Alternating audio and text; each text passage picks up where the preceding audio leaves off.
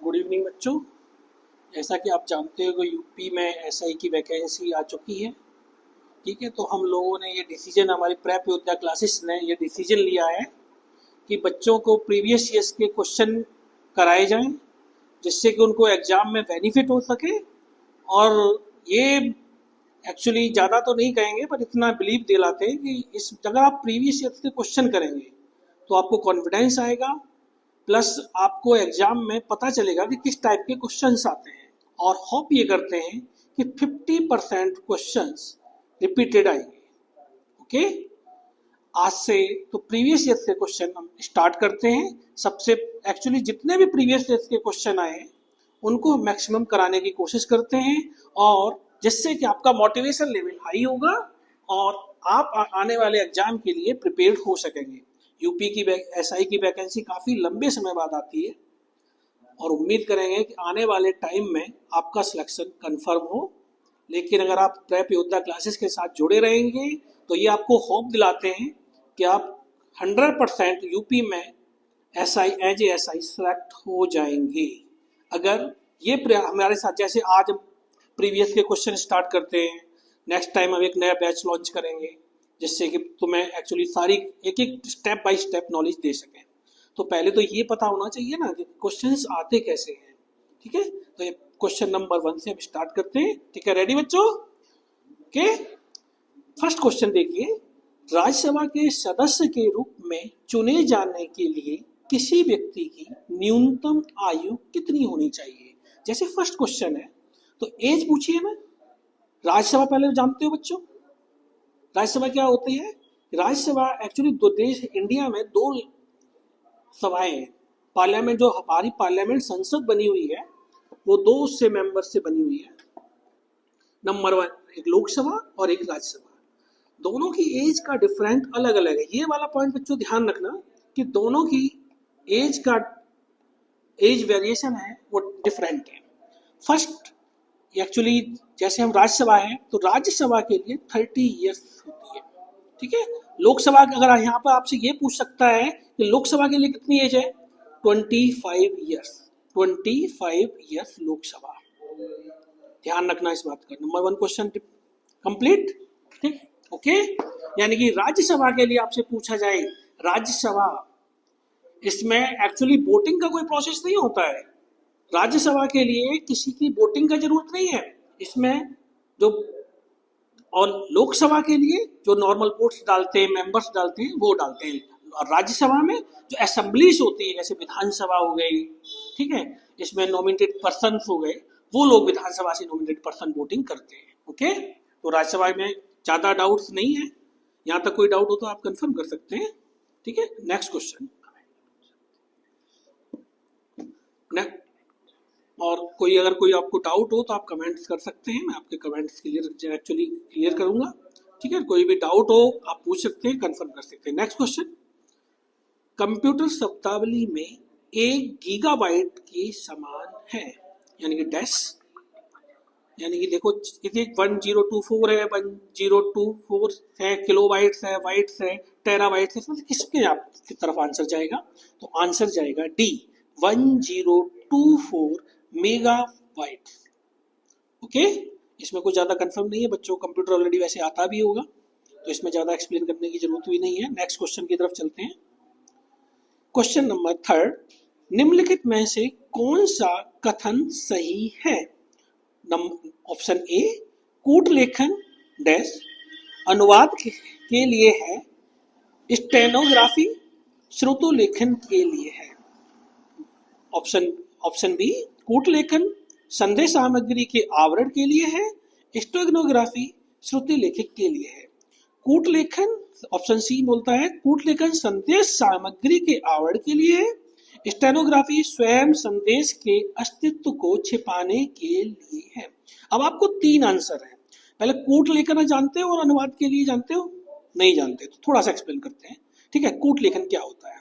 कूट लेखन होता है अनुवाद के लिए, जैसे कोई लिखा हुआ है, ये पूछ रहा है कौन सा कथन, कूट लेखन अनुवाद के लिए, जैसे कोई चीज लिखी हुई है, ठीक है, अब इसको अनुवाद करना है। जैसे कोई चीज इंग्लिश में लिख दी, जैसे सपोज करो कि आपने एप्पल लिखा, अब इसका अनुवाद क्या है? ये है कूट लेखन। इसका अनुवाद क्या होगा हिंदी में? सेव हो गया। कूट लेखन संदेश सामग्री की आवृत्ति, तो ये संदेश देता है किसके लिए? ये सेव है। स्टेनोग्राफी स्वयं संदेश अस्तित्व को छिपाने के लिए। स्टेनोग्राफी को आप जानते हो, एक्चुअली वो जो छोटे छोटे वर्ड्स कभी आपने देखा हो, एक्सटर्मिकल्स के कोर्स होता है, इसमें जो बच्चे करते हैं, जैसे हम लोग लिखते हैं राम, अब जब स्पीड में बोलते हैं तो वो एक्चुअली जैसे जज अपना बोलता है डिसीजन, तो क्या करते हैं वो स्टेनोग्राफ होते हैं, वो ऐसे ऐसे लिखते हैं इस तरह के। देखो स्टेनोग्राफी का एक कोर्स होता है, और ये शॉर्ट में लिखते हैं, एक लाइन लिख दिया, जैसे हम लोग राम लिखा तो एकदम ऐसे शॉर्ट में लिख देंगे। Okay, no any doubt? तो आंसर इसका होगा सी, कूट लेखन संदेश सामग्री के लिए आवरण के लिए है, स्टेनोग्राफी स्वयं संदेश के अस्तित्व को छिपाने के लिए है। ओके, 3 क्वेश्चन कंप्लीट होते हैं आपके, समझ में आया? और कोई प्रॉब्लम हो तो आप डाउट सेंड कर सकते हैं। क्वेश्चन नंबर 4, भारत का केंद्रीय चिड़ियाघर प्राधिकरण सेंट्रल जू अथॉरिटी की स्थापना कब की गई थी? ये क्वेश्चन वेरी इंपॉर्टेंट है, इसको नोट कर लीजिए, बार बार पूछा जाता है, इंपॉर्टेंट मार्क्स करिए इसको और इस चीज को याद कर लेना। तो 1992 में इसका करेक्ट आंसर होगा, तो ऑप्शन सी पर जाएंगे हम।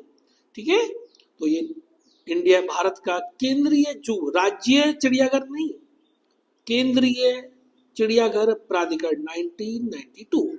Okay, next question, question number 5, CrPC की धारा के अनुसार एक थाने के प्रभारी अधिकारी का कर्तव्य मौखिक रूप से दी गई प्रत्येक जानकारी का रिकॉर्ड रखना तथा एफआईआर तैयार करना है। कौन सी धारा में दिया गया है? अब इसमें तो कोई ज्यादा बड़ी बात नहीं है, ना कुछ ज्यादा समझाना है, या जब तुम ऐसा ही बन जाओगे ना तो ये सारी चीजें तुम्हें रटी होंगी, कोई जरूरत नहीं है इसको याद करने की।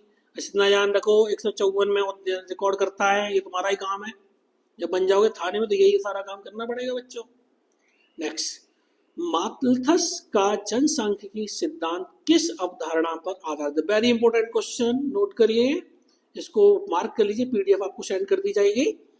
तो लेकिन ये माल्थस का ये क्वेश्चन आईएएस भी पूछता है, पीसीएस भी पूछता है, स्टेट पीसीएस जितने भी एग्जाम है वेरी वेरी इंपॉर्टेंट है। और इस बार आरओ का एग्जाम हुआ था इससे, तो उसमें भी ये क्वेश्चन पूछा गया था कि माल्थस का जनसंख्या सिद्धांत किस पर है?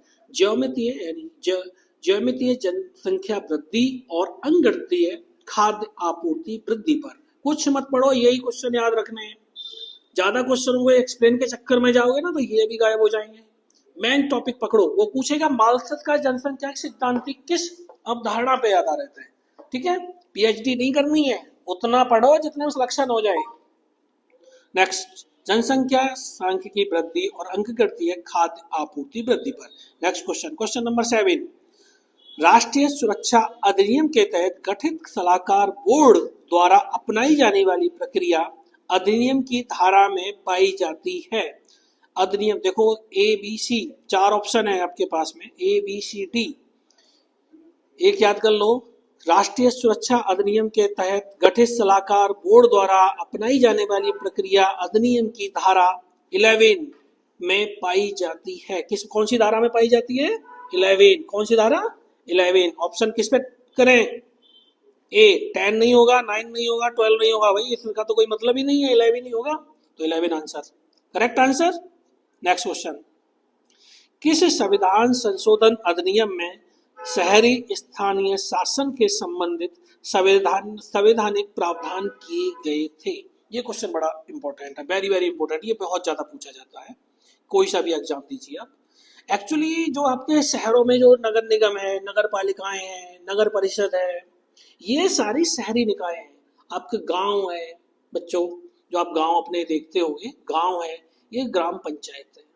ठीक है, जो शहरी, इनकी जो ग्राम पंचायतों का गठन हुआ वो 1993 के करीब हुआ, और जो शहरों के लिए किया गया वो 1992 में किया गया। नगर पालिका आपसे पूछ सकता है डायरेक्ट, नगर पालिका संशोधन अधिनियम किस में आया? क्योंकि शहर में आ गया ना, आधा शहर होता है आधा गांव होता है, लेकिन वो शहर ही होगा। नगर निगम किस में आएगा?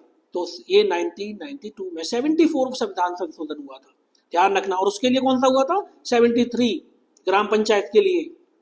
Okay, next question. इसमें कोई प्रॉब्लम? आगे चलते हैं। कोई प्रॉब्लम हो तो बच्चों डाउट्स भेज सकते हैं, इसमें कोई नहीं तो उसके बाद क्लास खत्म होने के बाद हम आपके एक डाउट्स को क्लियर करेंगे और मैं आपका कमेंट का जवाब देंगे। नेक्स्ट क्वेश्चन में चलते हैं। भारत में सर्वोच्च न्यायालय के न्यायाधीशों की अधिकतम संभावित संख्या कितनी होती है? रट्टा मार लो, कोई पीएचडी नहीं करनी। 34 अधिकतम संख्या, और इसमें पूछे कि मुख्य न्यायाधीश के अतिरिक्त कितनी होती है तो एक 1 माइनस कर दो, कितनी? 33, बस, आगे कुछ नहीं। नेक्स्ट, यानी कि कोई भी पूछे कि सर्वोच्च न्यायालय के न्यायाधीश कितने होते हैं टोटल, 34। पूछे मुख्य न्याय, कभी बार क्वेश्चन घुमा के पूछता है, ये पूछता है वो कि मुख्य न्यायाधीश के अलावा कितने होते हैं, तो बच्चों को याद रहता है 34, तो वहां गए भाई, अब बच्चे एकदम माइंड से स्लिप हो जाता है। तो जल्दबाजी पेपर कभी जल्दबाजी में नहीं करना चाहिए, क्वेश्चन को बड़े स्लो मोशन में पढ़ना चाहिए, आराम से, पर ऐसा भी मत पढ़ना कि टाइम खत्म हो जाए और आप बैठे रहो, पूछ फिर बाद में कहो सर ने कहा था। नेक्स्ट, पृथ्वी के क्षोभमंडल में प्रचुर गैस कौन सी होती है? ये 9th में पढ़ा होगा आपने, 10th में पढ़ा होगा, तो ये तो भाई बहुत इजी क्वेश्चन है। कौन सी गैस होती है? नाइट्रोजन। याद रखना, नाइट्रोजन गैस वायुमंडल में सबसे सर्वाधिक मात्रा में पाई जाती है। ओके, कितनी होती है? 78% के लगभग होती है। इसकी क्वांटिटी भी याद रखना, वैसे जरूरत नहीं पड़ती, ज्यादातर यही पूछता है कि कौन सी गैस पाई जाती है, 92। ठीक है, नेक्स्ट, भारतीय संविधान का कौन सा अनुच्छेद बिना हथियार के शांतिपूर्ण रूप से एकत्रित होने के अधिकार से संबंधित है? ये क्वेश्चन देखिए बच्चों, ये जब आप ऐसा ही बन जाएंगे ना, तो आपके पास लोग आएंगे, कहेंगे सर जी हमें परमिशन है बिना हथियार के इकट्ठा होने के लिए, तो आप उनको ये नहीं कह सकते कि भाई क्यों नहीं है, तो ये वो कहेंगे जी हमारे पास परमिशन है, तो आप क्या कहोगे जब आपको पता ही नहीं होगा कौन से अनुच्छेद के तहत परमिशन लाए, कौन सा अनुच्छेद के तहत? आर्टिकल 19(1)(b) के अकॉर्डिंग उनको परमिशन दी गई है। यानी कि भारतीय संविधान का अनुच्छेद कहता है कि 19(1)(b) के अकॉर्डिंग आप परमिशन है आपको कि आप शांतिपूर्ण रूप से किसी भी इलाके में बिना धरना प्रदर्शन कर सकते हैं, शांतिपूर्ण तरीके से, ये नहीं कि हथियार लेके बैठ गए वहां पे शोर शराबा कर रहे हो, ये नहीं। नेक्स्ट, क्वेश्चन नंबर 12, भारत के किस राज्य सरकार ने सूचना का अधिकार अधिनियम, आरटीआई एक्ट जिसको बोलते हैं, 2005 के तहत सरकारी कार्यालयों और प्राधिकरण के बारे में जानकारी प्रदान करने के लिए जन सूचना पोर्टल लॉन्च किया? सब किसने किया? करेक्ट आंसर इसका राजस्थान, वेस्ट बंगाल नहीं होगा, तमिलनाडु नहीं होगा, महाराष्ट्र नहीं होगा, तो कैसे एक्चुअली किसने लॉन्च किया? ये राजस्थान ने। अगला क्वेश्चन, नेशनल स्टॉक एक्सचेंज की स्थापना के लिए किस समिति द्वारा अनुशंसा की गई थी? बोलिए, एमएल झिंगन समिति, नंबर बी, अगर हम बी ऑप्शन पे जाएं, फेरवानी समिति, नंबर सी पे जाए अरिंदम मरियम समिति, और डी पे बोलते हैं वाई वी रेड्डी समिति। बताइए कौन सा ऑप्शन जाएंगे? फेरवानी समिति। ये एक्चुअली रटना है, इंपॉर्टेंट, ज्यादा इंपॉर्टेंट है नहीं, वैसे पूछा भी नहीं जाता है, ज्यादातर एक बार पूछा गया है, तो इसको फिर भी याद रखना कि फेरवानी समिति नेशनल एक्सचेंज। अरे ये नहीं सुनते हो आप? लोग कहते हैं स्टॉक मार्केट, शेयर मार्केट में पैसा लगा दो, तो इनमें एक्चुअली हिंदुस्तान में दो ये हैं, ठीक है, बीएसए और NSA, national stocks exchange. Okay, तो नेशनल एक्सचेंज की स्थापना, जब इसकी स्थापना हुई तो इसके लिए गवर्नमेंट ने कमेटी बनाई थी, उस कमेटी का नाम था फेरवानी समिति। ओके, याद रहेगा। आंसर इस पर टिक करते हैं, बी।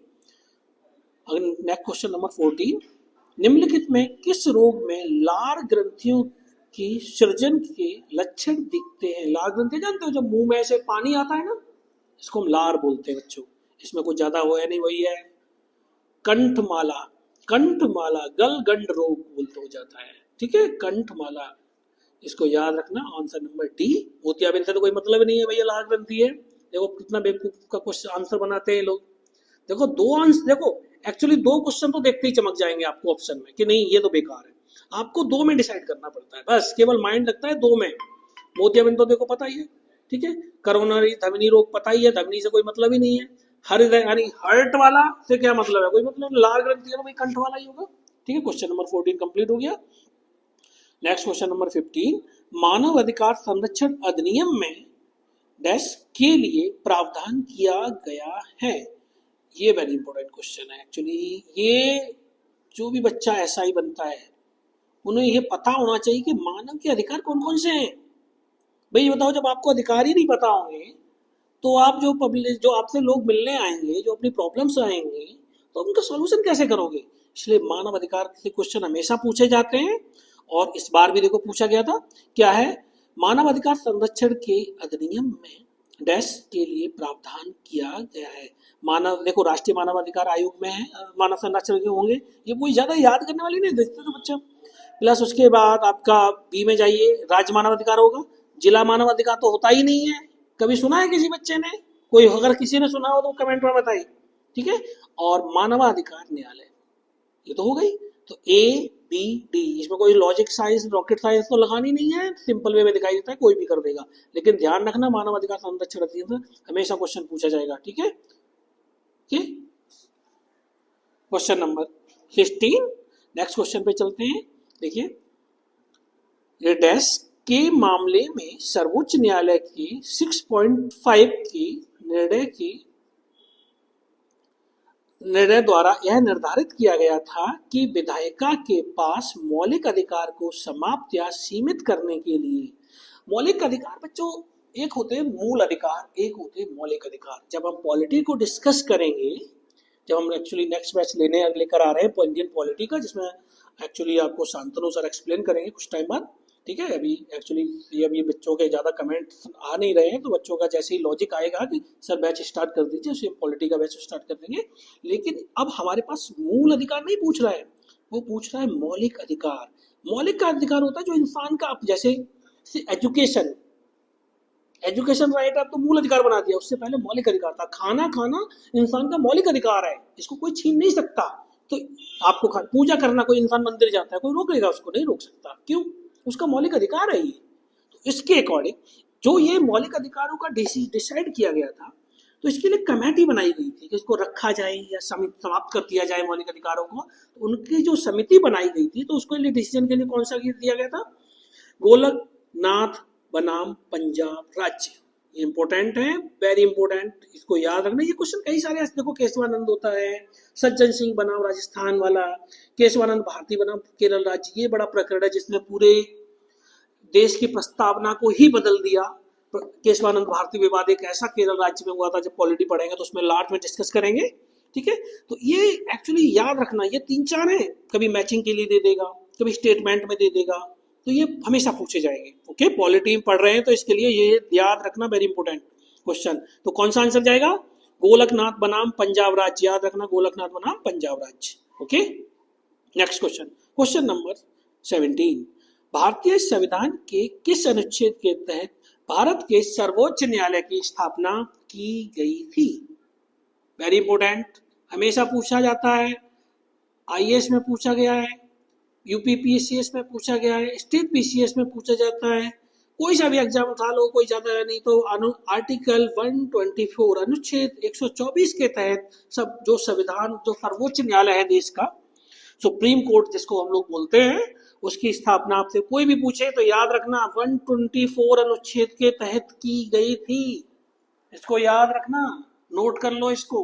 ओके, आगे बच्चों, क्वेश्चन नंबर 18, नेक्स्ट है कि एक डैश एक प्रकार का साइबर अपराध है। डैश देखो आगे डैश दिया है उसने, उसके बाद पूछता है एक प्रकार का साइबर अपराध है जहां कंप्यूटर सिस्टम या नेटवर्क कंप्यूटर वायरस से संक्रमित होता है। ये कंप्यूटर वाले सर का काम होता है वैसे तो, लेकिन ये एक्चुअली मेलवेयर अटैक, ये बहुत ज्यादा इंपॉर्टेंट क्वेश्चन है। अगर कंप्यूटर का क्वेश्चन बनेगा तो ये मैक्सिमम बार पूछा गया मेलवेयर अटैक। अगर कोई प्रॉब्लम हो तो पूछ सकते हैं।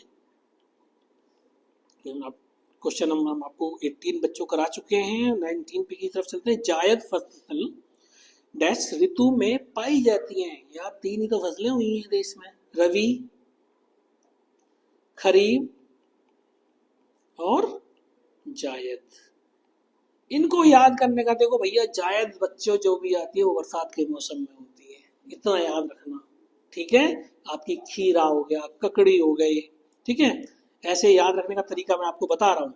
जैसे ही बरसात शुरू होगी और उससे पहले की तरफ जैसे ही थोड़ा सा मूवमेंट आएगा, तो इसको कुछ लोग कहते हैं ग्रीष्मकालीन में होती है, गर्मियों में भी होती है। अब इसने आंसर ग्रीष्म में दे रखा है तो ग्रीष्म में ही मानेंगे, लेकिन ये वर्षा ऋतु के आसपास में भी होती है। कभी कभार ओनली ग्रीष्म ना हटा के वर्षा डाल दें, तो आप दोनों को चीज को याद रखना इसमें, ठीक है।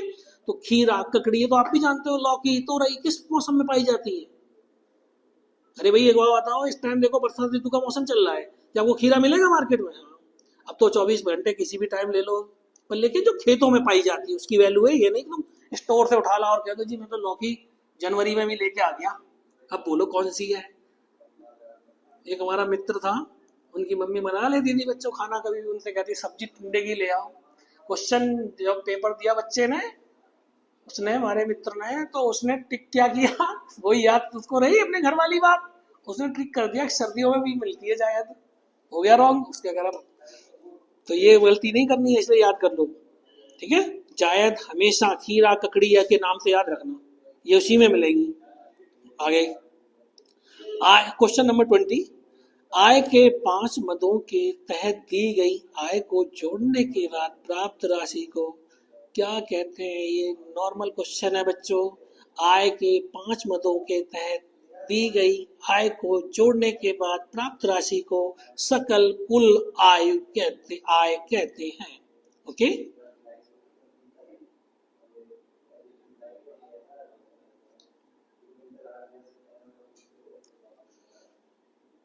Next question.